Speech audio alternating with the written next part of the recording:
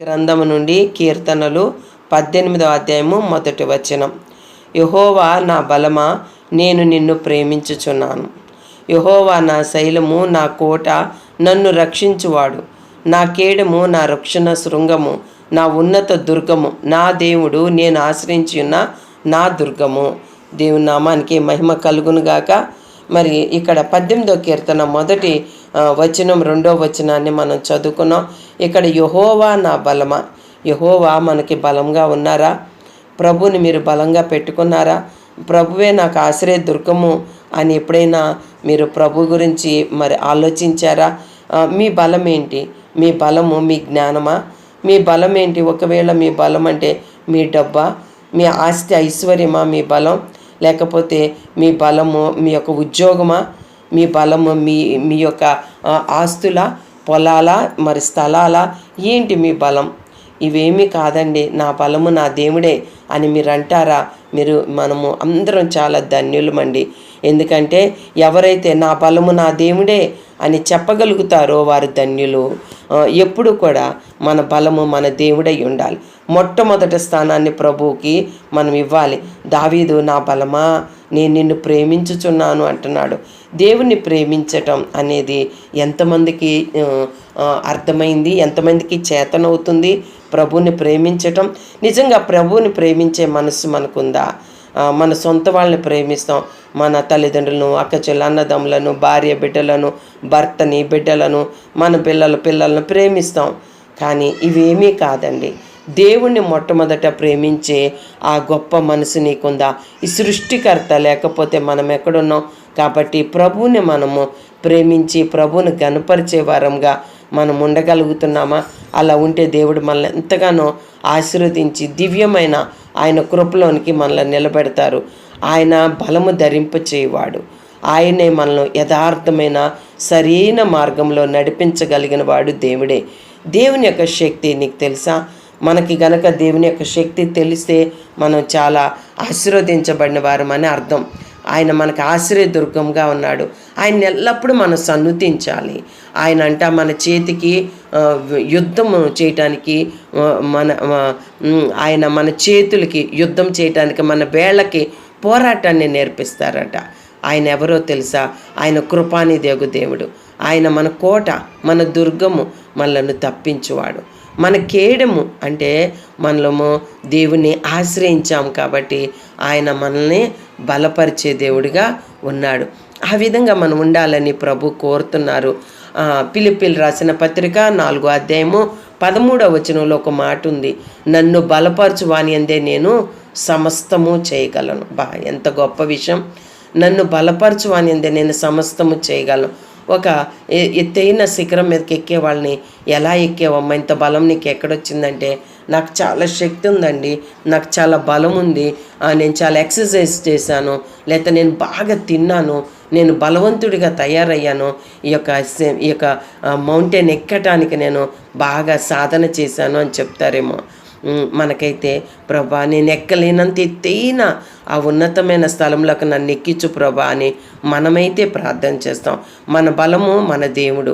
ఇతరులు వాళ్ళ యొక్క ఖండబలం చూసో, ఆస్తి బలం చూసో, ఉద్యోగం చూసో, డబ్బుని చూసో సంతోషించవచ్చు. కొందరైతే రథములు బట్టి, గుర్రములు బట్టి సంతోషించవచ్చు.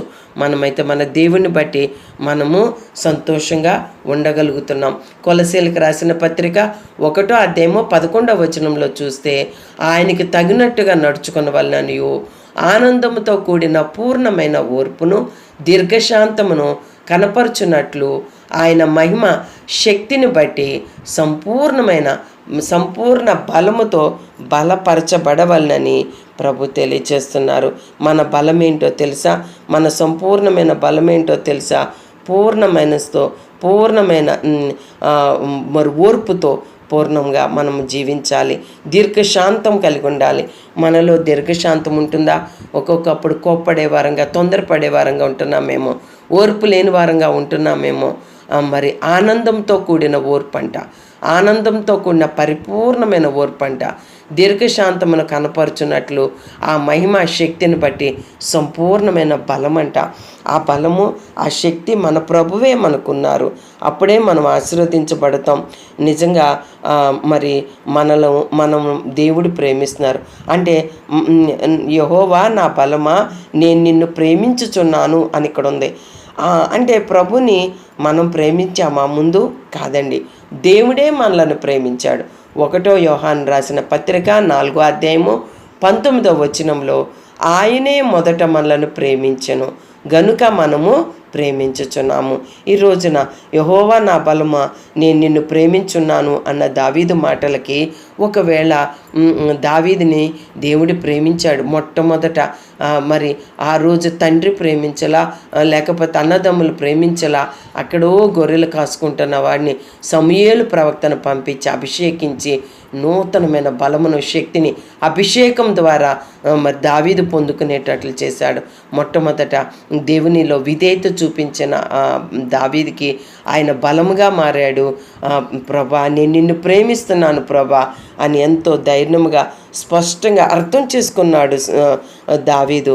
మరి మన జీవితంలో కూడా మరి దేవుడు మనలను కాపాడి రక్షిస్తున్నారు. మనల్ని ఈ రోజున మనం సజీవ లెక్కలో ఉన్నామంటే ఆయన కృపే అని మనం తెలుసుకోవాలి. మరి ఆయన కృప గురించి అంటే మనము ఈ యొక్క ఆధ్యాత్మికమైన ఈ జీవితాన్ని జీవిస్తుండగా ఒక విశ్వాసి మనకి చాలా పోరాటాలు వస్తాయి మన జీవితంలో. ప్రభా నా బలమా నా బలమా నా బలమా అని ప్రభుని ప్రదాక పాట పాడుకుంటూ ప్రార్థన చేసుకుంటూ ప్రభుని పిలుచుకుంటూ ప్రార్థన చేస్తూ ఉంటాం కదా. మరి విశ్వాస పోరాటంలో మనకి మరి దేవుడు మన బలంగా ఉన్నాడా? మనం దేవుణ్ణి ప్రేమిస్తున్నామా? మరి ఈరోజు ఈ యొక్క కీర్తన ద్వారా దేవుని యొక్క శ్రద్ధ 6 రకాలైన ఆశీర్వాదాలతో మన చుట్టూ ఆవరించి ఉన్నదని మనకు తెలుసా? ఏంటో 6 రకాల ఆశీర్వాదాలు మన చుట్టూ ఉన్నవి ఏమిటో మనం ఈరోజు చదువుకొని నేర్చుకుందాం. 6 రకాల ఆశీర్వాదాలు మనం చదువుకున్నది కీర్తనలో 18వ అధ్యాయము 1వ వచనం 2వ వచనమే. కానీ దీంట్లో 6 రకాలైన గొప్ప ఆశీర్వాదాలు ఉన్నాయి. అంటే ఏమని చెప్పాలంటే దేవుని యొక్క శక్తిలో ఉన్న క్షేమము. దేవుని యొక్క శక్తిలో ఉన్న క్షేమం ఏంటో నీకు తెలుసా? దేవుని యొక్క ఆ శక్తిలో ఉన్న ఆ భద్రత, ఆ సహాయము, లేకపోతే ఆ క్షేమం ఏంటో నీకు తెలుసా? అదే ఈరోజు మనం తెలుసుకుందాం. అదేంటో తెలుసా? 2వ వచనంలో యెహోవా నా శైలము, యెహోవా నా శైలము అన్న దాని మీద 1వ నెంబర్ వేసుకుందాం. యెహోవా నా శైలము అన్నది 1వ నెంబరు, నా కోట 2వ నెంబరు, నన్ను రక్షించువాడు 3వ నెంబరు, నా కేడము 4వ నెంబరు, నా రక్షణ శృంగము 4వ నెంబరు, నా ఉన్నత దుర్గము 5వ నెంబరు, నా దేవుడు నేను ఆశ్రయించిన నా దుర్గము 6వ నెంబరు. ఇట్లా మనము 6 నెంబర్లో వేసుకుంటే ఈ ఒక 2వ వచనంలో ఈ 2 లైన్లో ఈ బైబిల్లో ఉన్న ఈ యొక్క 2వ వచనం మొత్తం మీద మనం 6 పాయింట్లు చూద్దామండి. మొట్టమొదట దేవుడు 6 రకాలైన వివరాలతో ఆయన మనలను బలముగా ఉన్నాడు. మనకి ఈ 6 రకాలైన ఆయన బలమును మనం గుర్తుపడితే దేవుణ్ణి నేను ప్రేమించగలం. చాలా బాగుంది కదా. దేవుణ్ణి ప్రేమించటానికి 6 రకాలైన విషయాలను దేవుడు మనకు అనుగ్రహించారు. అది దావీదు గుర్తుపట్టాడండి. ఇది దావీదు కీర్తన. అతని శత్రువుల చేతిలో నుండి, ముఖ్యంగా మొదటి శత్రువు సౌలెవరో కాదు, సొంత పిల్లనిచ్చిన మామయ్యే. మామ చేతిలోనే ఆయన ఏం పొందుకున్నాడు?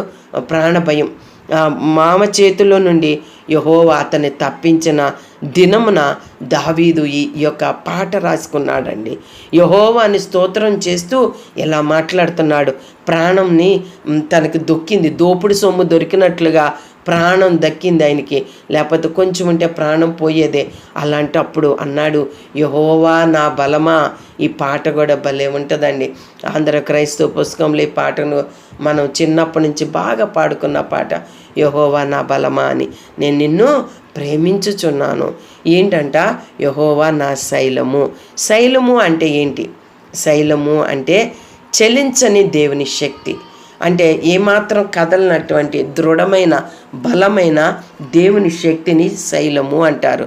ఆ శక్తిలో ఏముంటుందంటే క్షేమం ఉంటుంది. అందుకనే శైలము, క్షేమము కలిగిన దేవుని శక్తిని శైలము అంటారు. రెండోది ఏంటంటే మరి ఇక్కడ చూస్తే ఆయన ఏమంటున్నాడంటే ఆయన నా శైలము నా కోట అంటున్నాడు. రెండోది నా కోట. ఈ కోట అంటే శత్రువులు ప్రవేశించలేని ఆశ్రయము. అది మనకు ఆశ్రయ దుర్గాలు మనకు తెలుసు. మనము ఆ యొక్క లేవ్యాకాండము అవి చదువుకునేటప్పుడు చూసాం. 6 ఆశ్రయపురాలు ఉండాలి అని దేవుడు మరి ఆ యొక్క ద్వితోపదేశకాండంలో మోషేకి చెప్పాడు. తర్వాత యెహోషువ కూడా ఏర్పాటు చేస్తాడు. ఇశ్రాయేలు ప్రజలకు 6 ఆశ్రయపురాలు ఉన్నాయి. వారు నివసిస్తున్న వాళ్ళ యొక్క శ్వాసములలో 6 ఆశ్రయపురాలు. దాంట్లో ఏంటి, ఆశ్రయపురములలో ఎవరైనా తప్పు చేసినప్పుడు ప్రాణరక్షణ కొరకు ఆశ్రయపురంలోకి వెళ్ళి దాక్కునేవాళ్ళు. అక్కడ వారికి రక్షణ ఉండేది. ఎందుకంటే అక్కడికి వెళ్ళకపోతే ధర్మశాస్త్ర ప్రకారం వాడు చేసిన తప్పుకి కంటికి కన్ను పంటికి పన్ను. ఎవరి కన్నన్న ఓడతీస్తే వాడి కన్ను ఓడతీసేవాళ్ళు, ఎవడి పన్ను ఎరగొడితే వాడి పళ్ళు ఎరగొట్టేవాళ్ళు, ఎవరిదన్నా ప్రాణం పోతే వాళ్ళ ప్రాణం పోగొట్టేవాళ్ళు, వాళ్ళని చంపేసేవాళ్ళు. కాబట్టి పొరపాటునే జరగని, ఉద్దేశపూర్వకంగా జరగని మరి ఒక భయంకరమైన సంఘటన జరిగినప్పుడు వాళ్ళు ఏం చేశారంటే ఆశ్రయపురానికి పరిగెత్తేవాళ్ళు. ఆశ్రయపురంలో ఎవరుండేవాళ్ళు, యాజకులు ఉండేవాళ్ళు. ఆ యాజకుడు బ్రతికినంతకాలం అతనికి క్షేమమే. యాజకుడు చనిపోయిన తర్వాత అతను బయటికి రావాలి.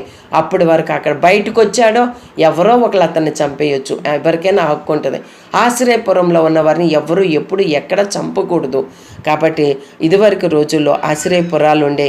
ఇక్కడ ఏమంటున్నా అంటే యెహోవా నా శైలము, నా కోట, నన్ను రక్షించువాడు అని అన్నారు కదా. ఇక్కడ నా కోట అనే మాటకి అర్థం ఏంటంటే శత్రువులు కూడా ప్రవేశించలేని ఆశ్రయము, అంటే రక్షణ కలిగిన స్థలము అని అర్థం. మొదటిది శైలము, రెండవది నా కోట. అంటే మరి దానిలో దేవుని యొక్క భద్రత ఉంటుంది. ఆ కోటలో శత్రువు ఎవరు ప్రవేశించలేరు. అక్కడ రక్షణ కలిగిన స్థలం. మూడవది వచ్చి నన్ను రక్షించువాడు. మూడోది ఏంటంటే నన్ను రక్షించువాడు. సజీవుడైన సంరక్షకుడు మనకున్నాడు. మన యేసు ప్రభువే సజీవుడైన సంరక్షకుడు. మనం ఈ లోకంలోనూ బ్రతుకుంటాం. చనిపోయిన తర్వాత అది అంతం కాదు, ఆరంభం. మనం చనిపోయిన తర్వాత పరలోక రాజ్యానికి వెళ్తాం. దానిని ఏమంటారంటే మనం ఇక్కడ ఒక గదిలో నుంచి ఇంకో గదిలోకి దాటిపోయినంత ఈజీగా మనము ఈ గదిలో నుంచి ఆ గదిలోకి అడుగు పెట్టినట్లుగా ఈ లోకంలో చనిపోతాం, పరలోక రాజ్యంలో ప్రవేశిస్తాం. మనకు మరణం లేదు. ఎందుక తెలుసా, మనం యేసునామములో రక్షించబడ్డాం. ఆయన రక్షించువాడు కాబట్టి, అంటే సజీవుడైన రక్షకుడు మనకున్నాడు కాబట్టి మన రక్షకుడు. తర్వాత మరి నాలుగోది నా కేడము, అంటే మనకు ప్రమాదానికి మధ్యగా వచ్చే దేవుడు సూచించే డాలు. ఒక ప్రమాదం వస్తుందనుకోండి, ఒక రకంగా చెప్పాలంటే కొన్ని కార్స్లో వెళ్తూ ఉంటే ఆ కారులో యాక్సిడెంట్ అయితే ఆ డ్రైవర్కి ఆ యొక్క ఇది ఉంటుంది కదా ముందు తిప్పటానికి, ఆ మధ్యలో ఒక బెలూన్ వచ్చేస్తుందంట. ఆ బెలూన్ వచ్చేసి వాళ్ళు ఆ ముందు ఇలా పడిపోతే వాళ్ళ గుండెలకు కొట్టుకుని, ఆ వీలు గుండెలకు కొట్టుకుని వాళ్ళు చనిపోయే ప్రమాదం ఉంటుంది. కాబట్టి అక్కడ అది ఒక రక్షణ కవచంలాగా ఆ బెలూన్ వచ్చేస్తే వాళ్ళకి ఆ యొక్క గుండెకు కొట్టుకుండా యాక్సిడెంట్లో వాళ్ళు చనిపోకుండా ఆ బెలూను వాళ్ళని ఆ ప్రమాదం నుండి కాపాడుతుంది. హెల్మెట్ ఎలా కాపాడుతుందో మరి కార్లు కూడా డ్రైవర్కిను ఆ మధ్యన ఆ యొక్క వాళ్ళు వీలు తిప్పటానికి ఇబ్బంది పడుకోకుండా వాళ్ళు ఏం చేస్తారంటే ఒక దాన్ని బెలూన్ పెడుతుంటారు. అది ఆటోమేటిక్గా బయటకు వచ్చేస్తుంది ఒక ప్రమాదానికి గురి అయినప్పుడు.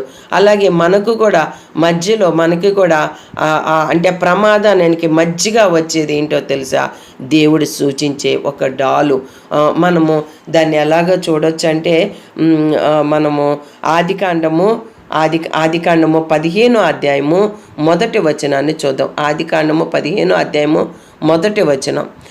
ఇది జరిగిన తర్వాత యెహోవా వాక్యము అబ్రహామునకు దర్శనమందు వచ్చి, అబ్రహామా భయపడకము, నేను నీకు కేడము, నీ బహుమానము అత్యధికమగునని చెప్పాను.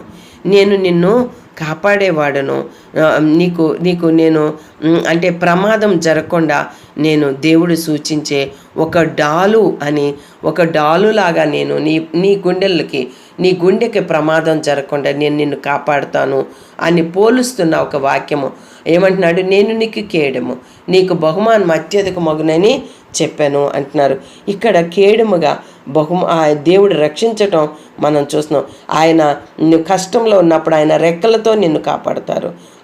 మరో కీర్తన 91 కీర్తన 4వ వచనంలో ఆయన తన రెక్కలతో నిన్ను కప్పును, ఆయన రెక్కల కింద నీకు ఆశ్రయం కలుగును, ఆయన సత్యము కేడమును డాలునై ఉన్నది. సత్యము నిజం ఎప్పుడు ఒక కేడంలాగా డాలులాగా మనకి తోడుగా ఉంటుంది అని చెప్పి మనకి ఇక్కడ అర్థమవుతుంది. అంటే ప్రభు యొక్క కృప మనతో ఉంటే ప్రభు మనల్ని రక్షించి ఆశీర్వదిస్తారు. మరి మనము ప్రభు మీద ఆధారపడితే 119వ కీర్తన 114వ వచనం, నాకు మరుగు చోటు నా కేడము నీవే, నేను నీ వాక్యం మీద ఆశ పెట్టుకుని ఉన్నాను. మన మరుగు చోటు మన కేడము ప్రభువే అని ఈ రోజున మనము నేర్చుకుంటున్నాం. దేవుని మాటలు గనక మనము మనసులో పెట్టుకుని ఆ మాటలకు లోబడి ఆ మాటలు ధ్యానిస్తూ ఉంటే ఆ మాటల వల్ల మనం ఆశ్రయం పొందుతాము. ఆశ్రయం వల్ల మనకి కేడము, ఆయన మనకి రక్షణ, మనకి ఆధారము. మరి 27వ కీర్తన 1వ వచనంలో యెహోవా నాకు వెలుగును రక్షణ ఉన్నాడు, నేను ఎవరికి భయపడుదును, యెహోవా నా ప్రాణదుర్గము, నేను ఎవరికి వెరుతును. అంటే ఎవరికి భయపడతాను? నేను దేవుడు నాకు తోడుగా ఉంటే నేను ఎవరికి భయపడను, ఎప్పుడు భయపడను. ప్రభువే నాకు తోడుగా ఉంటారు. ప్రభు నన్ను బలపరచువాడు.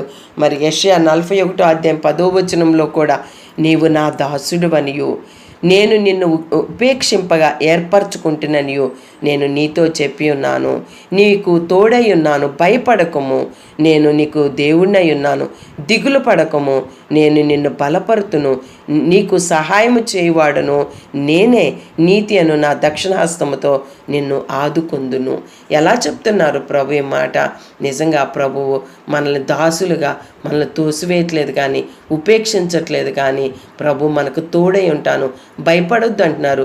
నువ్వు ఏ విషయంలోనూ దిగులు పడొద్దు, ఆయన నిన్ను కాపాడతారంట, నీకు తోడుగా ఉంటారంట, నీకు కోటగా ఉంటారు, నిన్ను రక్షించు రక్షణ శృంగముగా ప్రభువు ఉన్నారు. సజీవుడైన సంరక్షకుడు ఉంటే మనకి ఎటువంటి ప్రమాదం ఉండదు, మనకి ఎటువంటి సమస్య ఉండదు, ఎటువంటి కష్టం ఉండదు. నీ ప్రతి కష్టంలో ప్రభు నీకు తోడుగా ఉండి నిన్ను నడిపిస్తారు. ఇకపోతే 5వది నా రక్షణ శృంగము. నా రక్షణ శృంగము, నా రక్షణ శృంగము అంటే ఏంటి అంటే మనలను విడిపించి రక్షించే బలము కలిగిన నిజమైన దైవికమైన శక్తి. నా రక్షణ శృంగం అంటే మనలను విడిపించి రక్షించే బలమైన మరి విజయవంతమైన దేవుని శక్తి. ఈ శక్తి మనల్ని ఎలా చేస్తుందంటే గొప్పగా మనలను ఆశీర్వదించి వర్ధిల్లింపచేస్తుంది. నిజముగా ఆయన యొక్క గొప్పతనము మనకు అర్థమైతే, ఆయన మనల్ని ఎంతగా ప్రేమిస్తున్నారో, ప్రభు మన కొరకు ఏమి చేశారో, ఏమి చేయబోతున్నారో ఈ విషయం తెలిస్తే మనం చాలా ఆశీర్వదించబడిన వారమే. కాబట్టి ప్రభు ఏం చెప్తున్నారంటే, నేను నీకు తోడుగా ఉన్నా, నీకు నేను ప్రతి విషయంలో నిన్ను నడిపిస్తాను అంటున్నాడు ప్రభు. నీకు రక్షణ శృంగముగా ఉంటానంటున్నారు. రక్షణ శృంగముగా ఉండి ప్రభు నడిపిస్తానంటున్నారు. మరి మనం ఆయన నమ్ముకున్నామనుకోండి, అప్పుడు ఆయన మనల్ని ఆశీర్వదించి మనల్ని కాపాడతారు కదా. ఆయన సామెతలు 18వ అధ్యాయము 10వ వచనంలో యెహోవా నామము బలమైన దుర్గము, నీతిమంతులు అందులోకి పరిగెత్తి సురక్షితముగా ఉండను. రక్షణ శృంగం అంటే మన సురక్షితంగా ఉండే స్థలము. దేవుడు విజయవంతంగా తన శక్తితో మనల్ని విడిపించే స్థలము. అంటే ఆయన మనకు కృపానిధి, ఆయన మన కోట, మన దుర్గము, మన కేడము. మనం ఆశ్రయించున్న ఆ దుర్గమును ఆయన మనకి బలమును అనుగ్రహించి నడిపించేవాడుగా ఉన్నాడు. సజీవుడైన రక్షకుడు, ప్రమాదం నుంచి కాపాడేవాడు, మన రక్షణ శృంగం ఉన్న ప్రభుని మనం మహిమపరచాలి. మనలను విడిపించి మనల్ని నడిపించి కాపాడి సంరక్షించి మన ప్రభుకి మనం ఏమి ఇవ్వగలం? మన యొక్క ప్రభు సన్నిధిలో మనం ఎంతగా అయితే ప్రార్థన చేస్తామో, ఎంతగా అయితే ప్రభు సన్నిధిలో ప్రభా నా దుర్గము నీవే, నా ఆశ్రయం నీవే అని ఎప్పుడైతే మనం ప్రభు దగ్గర వేడుకుంటామో ఆ విధంగా దేవుడు మనలను మనం చేసిన ప్రార్థన ఆలకించి ఆయన వర్ధిల్లింప చేస్తారు. ఎందుకంటే యథార్థవంతులను ఆయన వర్ధిల్లింప చేస్తారు.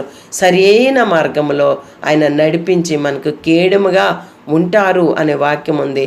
అందుకనే మనం ఎప్పుడు కూడా ఎలా ఉండాలంటే ఆయనే మన ఉన్నత దుర్గము. మరి అలాగే 6వ వచనం, 6వ పాయింట్ ఏంటి? 6వ పాయింట్ నా ఉన్నత దుర్గము. ఆరో పాయింట్ దేవుడు మనకిచ్చిన ఈ యొక్క దేవుని యొక్క కృపలో మనకిచ్చిన 6వ ఆశీర్వాదం ఏంటి అంటే నా ఉన్నత దుర్గము. అంటే జీవితంలో ప్రమాదాల నుండి తప్పించి మనలో ఉన్నతమైన సురక్షితమైన స్థలంలో నిలబెట్టే దేవుడు. ఉన్నత స్థలము అంటే ఎత్తైన స్థలము. ఉన్నత స్థలాలు అంటే ఎత్తైన స్థలాలు. ఇదివరకు రోజుల్లో రాజుల గ్రంథంలో ఉన్నత స్థలాల మీద వారి దేవుడికి బలి అర్పించేవాళ్ళు. అంటే ఉన్నత దుర్గము, నా ఉన్నత దుర్గము నా దేవుడే అని ఎప్పుడైతే నీవు దేవుని మీద ఆధారపడతావో ప్రభు ఏం చేస్తారంటే నీవైతే ఉన్నత దుర్గంగా ఉంటావు, ఆయన నీకు బలముగా ఉంటారు. నీకు ఉన్నత దుర్గం నీ దేవుడైతే నీకు నీ బలము నీ దేవుడే. అంటే ఇర్మియా 16వ అధ్యాయము 19వ వచనం. ఇర్మియా 16వ అధ్యాయము 19వ వచనం. యెహోవా నా బలమా, నా దుర్గమా, ఆపత్కాలమందు నా ఆశ్రయమా, భూదిగంతముల నుండి జనములు నీ యొద్దకు వచ్చి మా పితరులు వ్యర్థమును మాయారూపమును నిష్ప్రయోజనమగు వాటిని మాత్రమే స్వతంత్రించుకున్నారని చెప్పుదురు. అంటే యెహోవా నా బలమా, యెహోవా నా దుర్గమా అంటున్నాడు. యెహోవా నా ఉన్నత దుర్గం.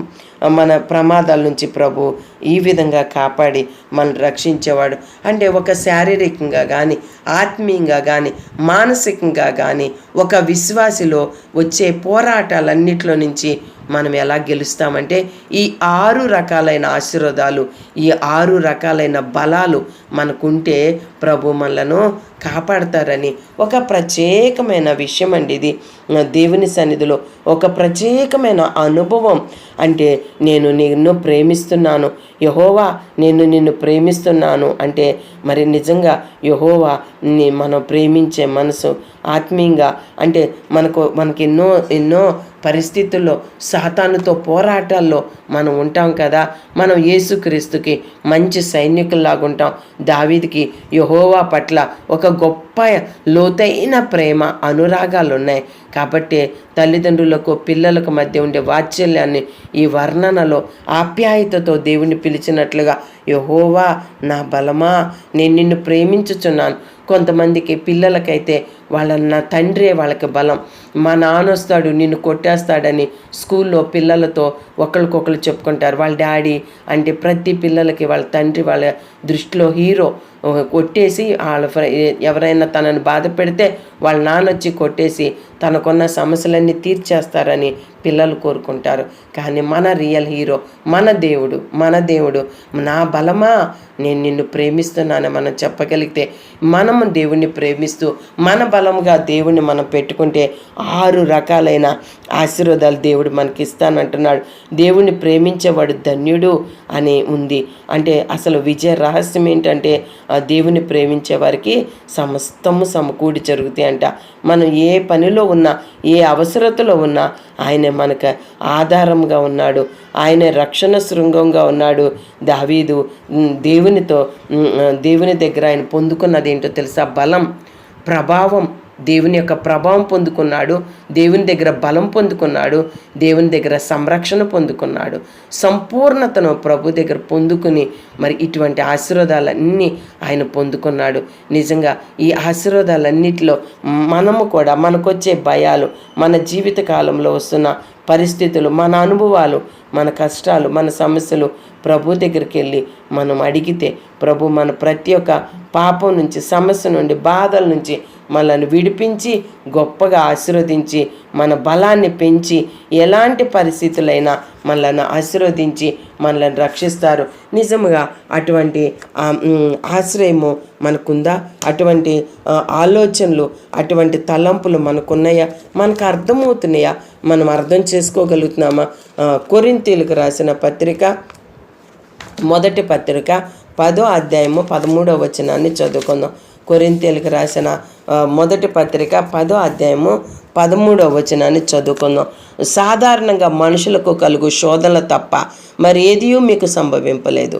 దేవుడు నమ్మదగినవాడు, మీరు సహింపగలిగినంత కంటే ఎక్కువగా ఆయన మిమ్మల్ని శోధింపనీయడు. అంతేకాదు, సహింపగలుగుటకు ఆయన శోధనతో కూడా తప్పించుకునే మార్గమును కలుగు చేయును. అలా ప్రభు మన పక్షాన ఒక గొప్ప కార్యం చేస్తున్నారు. మనకు కలిగే పరీక్షలు అంటే మనకి ఎలా ఉంది అంటే మనకు కొన్ని సమస్యలు, విశ్వాసులకు చాలా సమస్యలు వస్తాయి. అలాంటప్పుడు విశ్వాసులకు ఒక వాగ్దానం ఉండాలి, ప్రభు మీద నమ్మకం ఉండాలి, ప్రభు నిలబెడతారు, కనికరిస్తారు, కాపాడతారని ప్రభు పట్ల నీకు నిజంగా ఆ విశ్వాసం ఉంటే ఎటువంటి పరిస్థితి వచ్చినా నువ్వు నిలబడతావు. నువ్వు నిలబడితే నువ్వు ఆశీర్వదించబడతావు. అప్పుడు నీకు దుష్టుడి ప్రేరేపించిన నువ్వు లొంగిపోవు, పడిపోవు. కాబట్టి ప్రమాదం లేకుండా ఉంటుంది. కాబట్టి ప్రభు యొక్క ఆశీర్వాదం మనకి ఆశీర్వాదకరంగా ఎల్లప్పుడూ మనకు తోడుగా ఉంటుంది. దేవుడు మనలను నడిపించి కాపాడతారు. నిజంగా ప్రభు యొక్క కృపా కాపుదల్లో మనం నిలబడుతున్నామా? ప్రభు మనలను ప్రేమిస్తూ ఉండగా ప్రభు యొక్క చిత్తానికి మనం లోపరుచుకుంటున్నామా? ఎన్నిసార్లు దారి తప్పే పరిస్థితుల్లో, మనం నడవలేని పరిస్థితుల్లో, పడిపోయిన పరిస్థితుల్లోకి వెళ్ళిపోతున్నాం.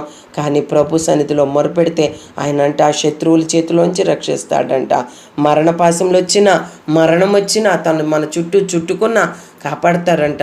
వరద వలె భక్తిహీనులు మన మీద పొర్లిపోయినా ఆయన కాపాడతారంట. శ్రమలో దేవుడు తోడుగా ఉంటారంట. ఆయన సన్నిధిలో మనం ఉంటే ఆయన సన్నిధి కాంతి మన మీద ప్రకాశిస్తూ ఉంటుందంట. ఆయన నాసికా రంధ్రంలోంచి ఊపిరి వస్తే చాలు గద్దింపునకు ప్రవాహాలు అడుగు భాగం కనపడుతుందంట. భూమి పునాదులే కనపడతాయంట. ఈ మధ్యన మీరందరూ కూడా చూసే ఉంటారు. ఒక 9 మంది ఏదో చూడటానికి ఏదో విజిటింగ్ ప్లేస్కి వెళ్ళారు. అక్కడ పిల్లలు, పెద్దలు వచ్చి, పసిపిల్లలు కూడా 2 ఉన్నారు, యవనస్తులు ఉన్నారు. అందరూ యవనస్తులే. మొత్తం 9 మంది ఒక రాతి మీద అలా నిలబడిపోయారు. ఆ ప్రవాహము, వరద నీరు వచ్చేస్తుంది పైనుంచి. వాళ్ళు అట్లా చూస్తూ ఉండగానే ఆ వరద నీళ్ళలో చిక్కుపోయారండి. అసలు అలా చూస్తుంటే అసలు ఒకలాంటి కంగారు, బాధ, ఆవేదన కొట్టుకులాడిపోతుంది. ఆ చుట్టుపక్కల ఉన్న వాళ్ళు అటు ఇటు పరుగులెట్టి ఏదేదో చేయాలనుకుంటున్నారు. వరద నీరు యొక్క ఉద్రిక్తత పొర్లిపోతుంది. అసలు ఎంతగా వస్తుందంటే వాళ్ళు తట్టుకోలేకపోతున్నారు. దగ్గర 9 మంది ఉన్నారు. ఆడవాళ్ళు, మగవాళ్ళు ఇద్దరు ఉన్నారట్టున్నారు, యవనస్తులు, కుర్రవాళ్ళు. మిగతా వాళ్ళు ఆడవాళ్ళు, పిల్లలు. ఇంకా అలా నిలబడి ఉన్నారండి. బయట నుంచి అల్లాడిపోతున్నారు ప్రజలు వాళ్ళని రక్షించటానికి. ఆ ప్రవాహాన్ని ఎవరు ఆపగలరండి? అసలు వెంటనే అనుకోని సమయంలో ప్రవాహము వరద వలె వచ్చేసింది. అమ్మో, వాళ్ళు అసలు ఎట్లా ప్రభు అంట వారి నాసికా రంధ్రంలో వదిలితేనే చాలంట ప్రవాహం అడుగు భాగం కనపడుతుందంట. ఇక్కడైతే ఆ ప్రవాహానికి అలా చూస్తూ ఉండగానే ఆ ప్రవాహంలో ముందు ఒక 3-4 పడిపోయారు. వాళ్ళ చేతులు ఒక ఇట్లా పట్టుకుని అసలు అది చూస్తుంటేనే ప్రాణం అసలు ఎంత వేదనతో ఒకలాగా కృషించిపోతున్నాం. అయ్యో పడిపోయారు అంటూ ప్రాణం వాళ్ళతో పాటు చచ్చిపోతున్నాం అన్నంత నొప్పి కలుగుతుంది. అట్లా అయిపోయారు. ఇంకాసేపటికి ఇంకొక 4 జారిపోయారు. ఇంకా కొంతమంది ఒక 3 ఉన్నారు. వాళ్ళు కూడా పాపం జారిపోయారండి. పిల్లలు అసలు వాళ్ళు బ్రతికారో చనిపోయారో తెలీదు. అవతల వైపున ఇంకొక ప్రవాహం, అసలు 2 ప్రవాహాలు కలిసే ప్రాంతంలో వాళ్ళు కొట్టుకుపోయారండి. అలాగే మరి ఎంతమంది చనిపోయారో, ఎంతమంది బ్రతికారో ఆ ముగింపు నాకు తెలియదు. కానీ అసలు కళ్ళ ముందు అట్లా నీళ్ళ దగ్గరికి వెళ్ళకూడదండి. పిల్లలు ఎప్పుడూ కూడా నీళ్లు చూస్తే తెగ ఆరాట పడుతుంటారు. నీళ్ళల్లో నుంచి దుష్టుడు చాలా ఆకర్షిస్తాడు. సముద్రాలలో ఈతలు కొట్టడానికి, ఆ యొక్క కాలువల్లో, చెరువుల్లో ఈతలు కొట్టడానికి పిల్లలను బాగా ఆకర్షిస్తుంది. పిల్లలే కాదు, పెద్దలు కూడా ఏమి కాదులే అని వెళ్ళిపోతూ ఉంటారు. అది ఒక సాతాను ఆకర్షణట. దానివల్ల చాలామంది అలా చనిపోతూ ఉంటారు. అలా అని సురక్షితంగా క్షేమంగా ఉండే ప్రాంతాలకు వెళ్ళి దేవుడు సృష్టించిన సృష్టిని, ఆ ప్రకృతిని మనం ఆనందించవచ్చు. కానీ కొన్ని స్థలాల్లో ప్రమాదాలు ఉంటాయి. అది ఏంటో తెలీదు. కానీ మనము ప్రతి క్షణము, మనం చనిపోయే సమయం ఎప్పుడో మనకు తెలియదు. కాబట్టి ప్రతి క్షణము దేవుని మీద ఆధారపడి, ప్రభా ఈరోజు నేను చనిపోతే పరలోక రాజ్యానికి నన్ను వారసుని చేయండి, నేను ఈరోజు చనిపోతే నన్ను పరలోక రాజ్యానికి వారసురాల్ని చేయండి ప్రభా అని మనం ప్రభుకి అప్పగించుకోవాలి. ప్రభుకి అప్పగించుకున్నప్పుడు మనం ఆశీర్వదించబడతాం. ఎందుకంటే ఆయన మనకు బలముగా ఉన్నాడు. మనం ఆయన ప్రేమించాలి. ఆయన మనకి శైలముగా ఉన్నాడు. ఆ ప్రభు మనకి కోటగా ఉన్నాడు. మనల్ని రక్షించేవాడిగా ఉన్నాడు. మన కేడము, మన రక్షణ శృంగము, మన ఉన్నత దుర్గము. నా దేవుడు, మా దేవుడు, నా దేవుడు, నేను ఆశ్రయించిన నా దుర్గమును మనం ఎల్లప్పుడూ ఆయన కలిగి ఉందామా? ఆయన యొక్క ఆపత్కాలంలో మన మీదకి మరి ప్రభు మన మీదకి ఎటువంటి కష్టం వచ్చినా, నష్టం వచ్చినా, లేకపోతే వరద వచ్చినా ప్రభు కాపాడి మనల్ని ఆదుకుంటారు. ప్రభు ఆదుకుని మనకు తోడుగా ఉంటానంటున్నారు. విశాలమైన స్థలంలో, ఉన్నత స్థలంలో ప్రభు నిలబెడతానంటున్నారు. ప్రభుకి మనం అప్పగించుకుందాం. సురక్షితంగాను, క్షేమంగాను, సంతోష సమాధానాలతో మనం ఈ లోకంలో దేవుడు మనకు ఆయుష్ ఇచ్చినంతకాలం జీవిద్దాం. ఒకవేళ మనకు ఆయుష్ తక్కువైతే ప్రభు సన్నిధిలోకి మనం వెళ్ళవలసిన పరిస్థితి వస్తే మనం ఎక్కడ మరణం నుండి జీవంలోకి దాటి ఉన్నవారము, మనం రక్షించబడిన వారం, మనకు భయం లేదు. కాబట్టి ఆయనే మన బలం. ఈ లోకంలో పరలోకంలో ఆయనే మన రక్షణ శృంగము. అట్టి కృప, ఆశీర్వాదము బలవంతుడైన దేవుడు మనకు అనుగ్రహించునుగాక. మన బలము మన ప్రభువే. మనము ప్రభుని ప్రేమించుచున్నాము. దేవుడి మాటలను మన కొరకు దీవించునుగాక. ఆమేన్.